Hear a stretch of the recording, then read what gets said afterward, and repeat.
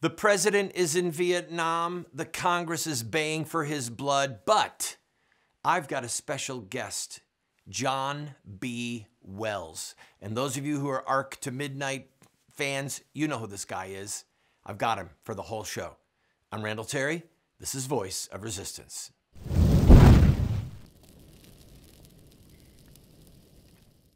Welcome to the program, friend. I have the privilege of having on my show tonight a man whose voice you've heard, even if you didn't know it was his, because he's a radio actor. He's been doing commercials all over the country for decades, and now he is the host of his own radio show every Sunday night called Arc Midnight. He's also the host of an online television program that I've had the privilege of being on a couple of times now called Caravan to Midnight. I give you the one, the only, John B. Wells. Greetings, John. Thanks, Randall. Good to be with you. Thanks for having me on. John, would you just say something from Shakespeare that shows off your voice? Go ahead, have at it. Anything you want. It doesn't even have to be Shakespeare. Oh, good grief. What would it be? How about, it's not Shakespeare, it's McGowan. How about, I will not be pushed, filed, stamped, indexed, briefed, debriefed, or numbered. My life is my own. Is it? Yes, you won't hold me. Very good, very good. You've done commercials, you've been on television, you've been on radio, and now you're doing your own show. Give us a quick overview of your decades-long life in the broadcast industry. You know, I think I'm in my fourth or fifth incarnation here. I started off a little mom and pop station in Fort Worth, Texas. I was there for a year, and I went to a rocker in Dallas, which was kind of on its back. But a genius program director named Tom Owens came on, and he listened to me from 2 a.m. a Saturday morning till 7 a.m. And he told me later, he thought, I'm so far out of my depth. This is the weekend guy. But he said, then I heard the other day parts. Anyway, they put me in the afternoon drive there after a year, less than a year. And I got a record share there. Men 18 to 49 was 23.8. The nearest one in the whole town was at 13. Wow. Well, that lasted 2 months short. In fact, last Friday was the 37th anniversary of my being fired from the zoo. Why? Which launched about a decades-long career in voiceover. And then along about 2005, I started to get really bored because I didn't need a crew anymore. I didn't need an engineer because I've got computer equipment now. I didn't need a secretary. Very little phone work. It was all done with email and sending files around. I thought, I don't have any people contact at all. I want to do something else. So I got hold of Tom, who just happened to be a senior vice president of new content for Premiere. And a couple of lunches later, he handed me over to another man who now works for a Tribune. And I did my first Coast to Coast show in December of 2005. Then there was nothing in 2006 or 2007, 2 shows in 2008, nothing in 2009. A little sprinkling in 2010, then quite a few in 2011. And then in 2012, they said, take the Saturday night slot, will you? And I said, yeah, sure. So I stayed there all of 2012, all of 2013, until the third weekend of January 2014. And then the third at which point I was fired again. And and on the 3rd of February 2014, I started Caravan to Midnight. And apparently the numbers there were quite high. Rumor had it that the listenership on Saturday night equaled or surpassed the entire rest of the week combined. That's unheard of in radio. Yeah, that's unheard of for the weekend. It's not helpful, It's really not helpful because they got a main host there, and I kind of needed to go. And really, I needed to do my own thing because they were trying to write my script for me. You can call them globalists or elitists, but you can't name anybody. Wow. What? Wow. It's the same thing as Roger Ailes said he could never do when he told Robert Kennedy Jr. he could never do a vaccine damage report. He'd have to fire anybody who did because he'd lose half his advertisers. We don't worry about that with Caravan to Midnight because our members are our sponsors. For those of you who want to learn how to broadcast on the web and in cyberspace, John B. Wells, in my opinion, is a phenomenal example. I've got to go on this rabbit trail. By the way, when Winston Churchill wrote History of the English-Speaking Peoples, his wife said to him, that is so wrongly titled. You should call it Things That Interest Me. Yes. This show, for the remainder of our 18 minutes together, is going to be things that interest me that I want to hear you talk about. How did you pioneer this online broadcasting? Because you're really successful at it. You know, the Russians have this proverb, and it goes like this. It's a real short one. Men, meaning people, but they say men write their own histories, but not as they wish. And that's true. And I remember Lucille Ball saying that when she and Desi Arnaz decided to do the Lucy show and all that, she said, we didn't know what we were doing. We just went out there and did it. I knew that there were subjects that I felt really needed to be discussed. I didn't hear anybody doing it. And after being inside, deeply inside mainstream media for a long time, because simultaneously, to go along with the rock and roll station, which was upstairs, gradually the TV station downstairs began to get me to do their promos and so forth. And it wasn't long before I figured out, number one, the promo is always better than the story. And number two, now I never witnessed anything that was witnessed by one of the reporters at CNN. She said, I want to say it was Amber Lyon. I may be wrong, but I think it was Amber, who said we were paid. It might have been Cheryl Atkinson. It was one of the two. Said that we were paid to run certain stories, and we were paid to not run certain stories. And I thought, wow, oh, there's something wrong here. So maybe that's the way the game is played, but I'm not playing it that way. I think I just think I'll make my own game. And I thought, now what are we going to do about this? We need a platform. We can't rely on YouTube. They will censor. Can't rely on any of these free access portals. We just can't. So we'll do this. And it was, I'll tell you what, it was like birthing a 327 Chevy engine. It really was. That's a very disturbing word picture. The muffler would really hurt on the way out. I'm telling you. The manifold. I've got to take a quick break. When we come back, I'm going to ask more questions from John about his broadcasting career and who were some of his favorite interviewers. And I'll probably even tell John mine just because I really like my ideas. Don't go away. I'll be right back.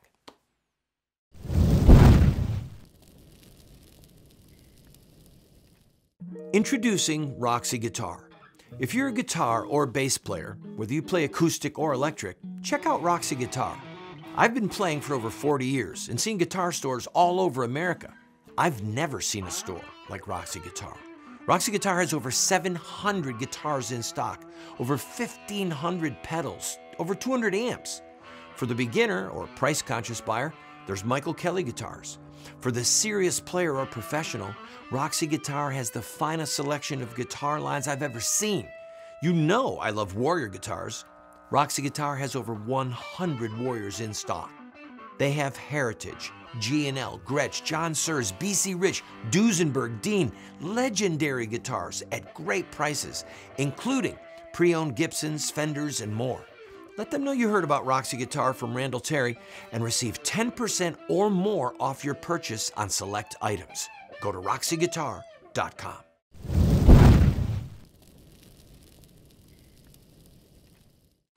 Welcome back, friend. If you just joined me, my guest is John B. Wells, who is in his studio. I'm broadcasting from mine. John is a phenomenal voice actor, and you've heard him on commercials probably many times in your life. And if you used to be a fan of Caravan to Midnight on the weekend, or rather of Coast to Coast on the weekend, Art Bell had it during the week. I was on Art's show many times. How did I never get on your program? Is it when you were in radio? I don't know why. You know, it was only later that I got to ask for certain guests to come on. And, you know, it's really strange, Randall, because, and my feelings aren't hurt about it, but it is noteworthy to me.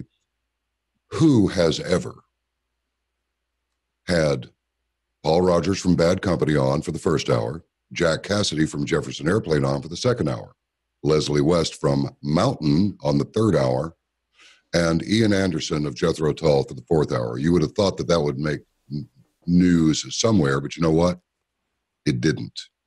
But to my knowledge, it has never been done. Actually, what happened was it scared everybody to death. Just like the 23.8 share in Dallas at the rock station, with the nearest one being a 13. That scared everybody to death, too. And in fact, I was at, you know, the late Don LaFontaine, by the way, folks, what that means is that he had people listening to him in such an aggregate level that every other station or many other stations didn't equal his listenership combined. So it's the smokestack syndrome. In other words, they're not going to say, wow, did you see what John B. Wells did? Because that's going to divert more attention away from their mediocrity and onto your success. It's kind of what happened. And in fact, I had a guy that's a friend of mine. He's no radio dog. He did KABC and KCBS over the course of his career. And he was in LA at the same time I was, back in 97, beginning of 97 through about midway through 2002. And I did a couple of movie trailers and silly things like the Blair Witch Project and, crazy stuff like that. And it was fine. But I brought my job with me. I brought all the stations that I was doing liners for with me.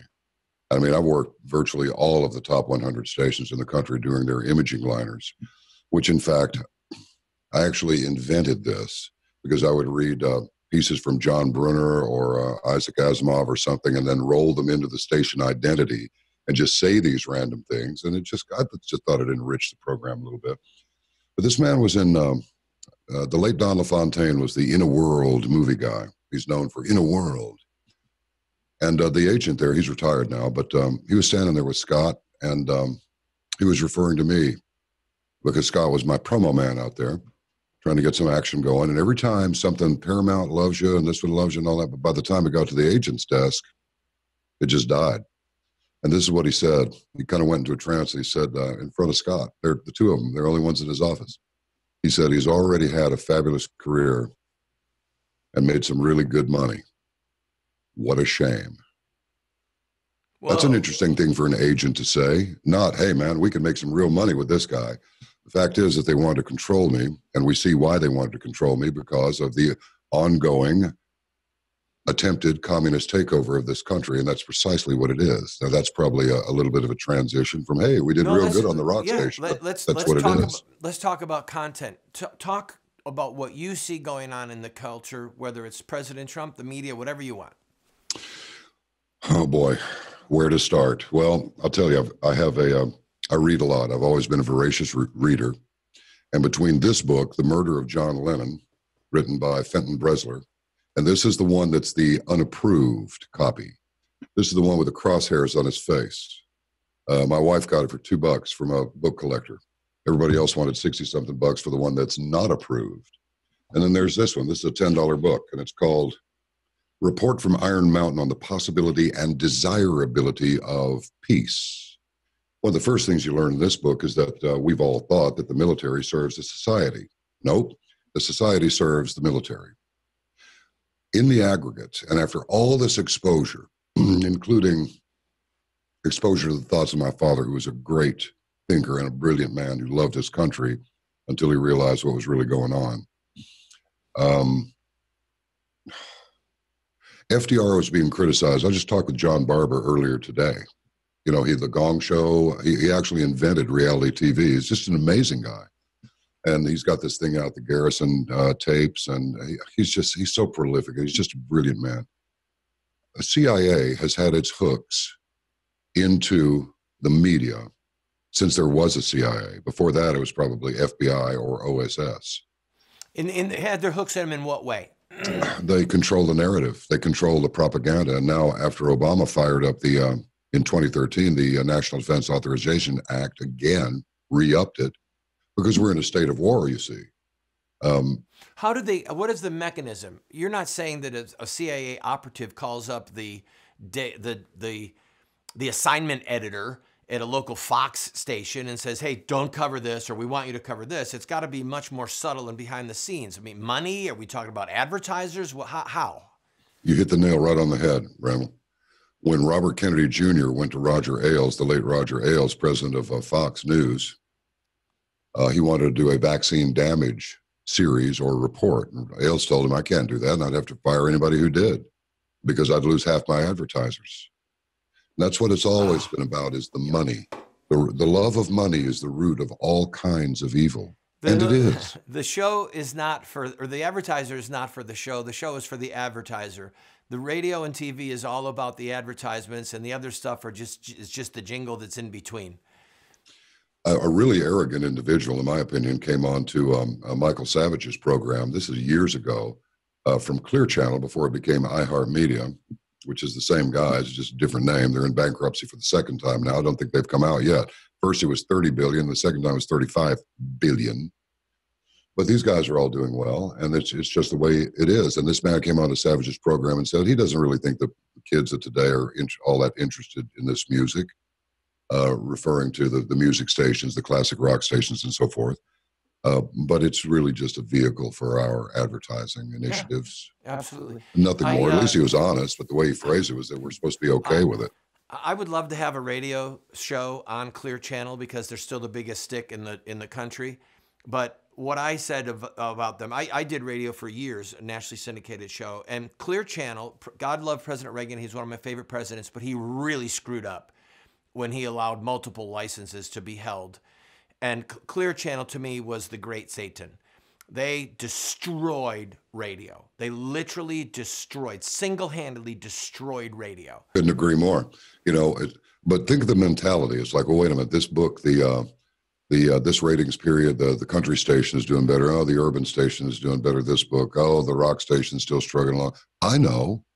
Let's just buy all of them. That way we're only competing with ourselves. So that's how you wind up with $30 billion in debt, because you bought the losers as well as the winners. And let's have all the advertisements at the same exact time. So when you hit the ads and they start flipping, I don't want to hear that. They're just still going to our ads on other stations.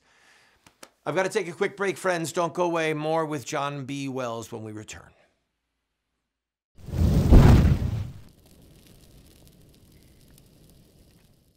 I also want to speak tonight directly to Muslims throughout the world. We respect your faith. Its teachings are good and peaceful. And those who commit evil in the name of Allah blaspheme the name of Allah. We have reaffirmed again and again that the United States is not and never will be at war with Islam. Islam teaches peace. Islam is a religion of peace. They are not Muslims. They are monsters. We've been told that Muslim terrorists have hijacked the peaceful religion of Islam. But Islamic art and literature tell a very different story. To know the truth, we only have to study the narrative of the founder of Islam, Muhammad, in his own words.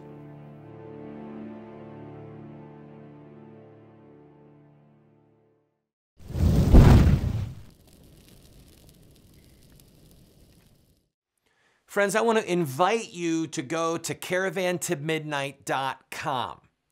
Caravantomidnight.com, where you can see some incredible interviews, long-form interviews that John B. Wells has done with great guests. Somewhere in there, I'm there, right, John? I'm not in the great guest list, but I'm there. You feature prominently. And I've got to tell you, one of the reasons I'm so excited and intrigued by your program is because the response we have gotten is amazing. When I took my road trip up in New York, we had people in at least 3 cities, maybe 4, that came to the event. And I was like, hey, Mr. Chair, I'm so glad to meet you. I said, really, why are you here? Oh, I saw you on John B. Wells. I mean, that was really cool, man. There were people coming out into the street to be with us because of your show.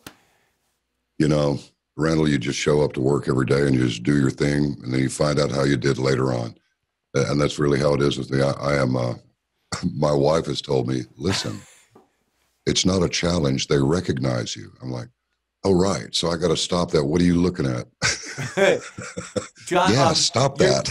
You're going to get an apple pie or an apple cake from a listener in Albany. She's for real. She came out. She was a sweetheart. She goes, would you please tell John that I love his show? That's why I'm here. And I want to send him an apple cake. I said, I promise I'll tell John. So if you get an apple cake in the mail, it's legit. You don't have to worry. It's from the Albany, New York area. I got to tell you, Randall, this is the most fantastic audience a man could ever hope to have, or a woman for that matter. But I'm a man, so I can't speak for the girls.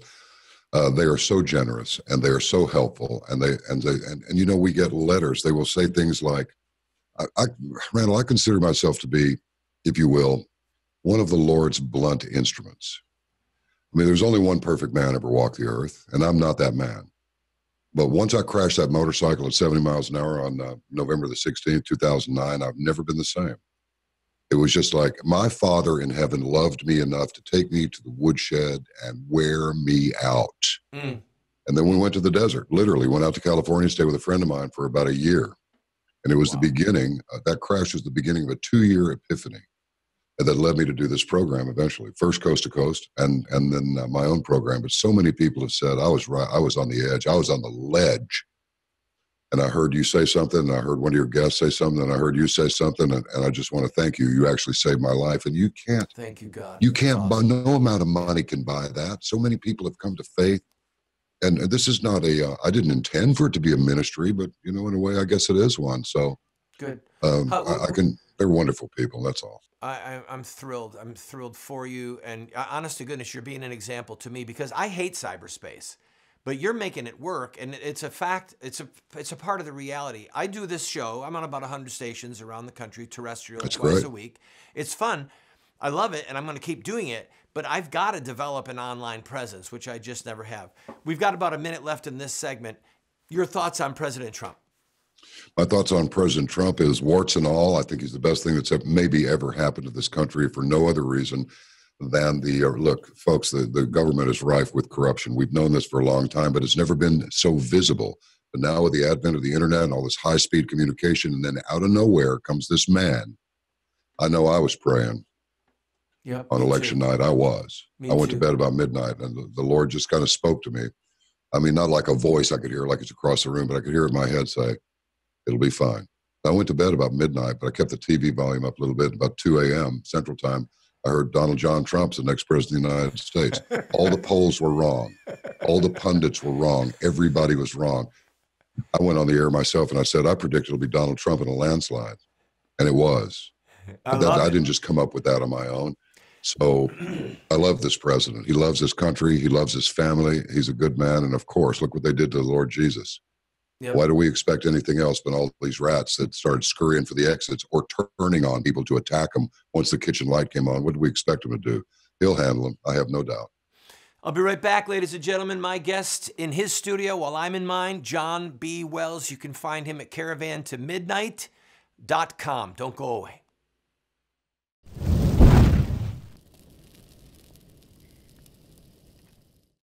What Would Mohammed Do? Islamic Terrorism Explained is the best movie series documentary ever produced on the life of Muhammad and Islam. How do I know? Because it's what critics are saying. John Moore, radio host and author, said, I learned more from What Would Mohammed Do about Islam and Islamic terrorism than I've learned from everything I ever read and watched in my entire life. Friends, this is what the experts are saying. No one has ever done what we've done. I encourage you to get 1, 2, 4 copies. Call 304-289-3700 or order it at the address or the website that you see on the screen. Introducing Roxy Guitar. If you're a guitar or bass player, whether you play acoustic or electric, check out Roxy Guitar. I've been playing for over 40 years and seen guitar stores all over America. I've never seen a store like Roxy Guitar.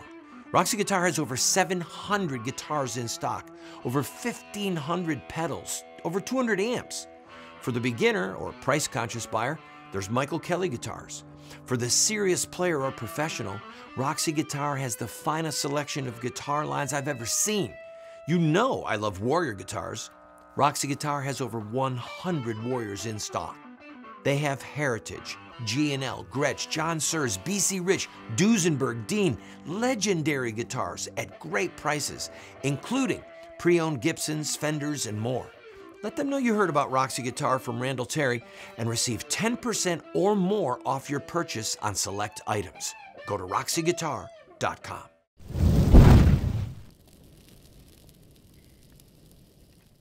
Welcome back, friend. We've only got about a minute left. John, I give you the whole minute. Anything you want to talk about? All these things that we wondered about are coming to pass. They are coming to pass right now. This is an attempted takeover of the United States by what we would call in the old days communism. I was just speaking with John Barber earlier today, and he said that, yeah, there was a lot of heavy criticism about FDR over his affinity for communism. Many people have had an affinity for communism. That's what you're witnessing now. But remember, don't look in the direction that the noise is coming from. Look over your shoulder. That's where the real problem is. This woman, Ocasio-Cortez, yes, she's a media construct. all these distractions, all these diversions, even this Jussie Smollett thing, this is all psyop, folks. Once you identify one psychological operation, and believe me, they are active, how else are you going to manipulate 350 million people approximately, or the vast percentage of them?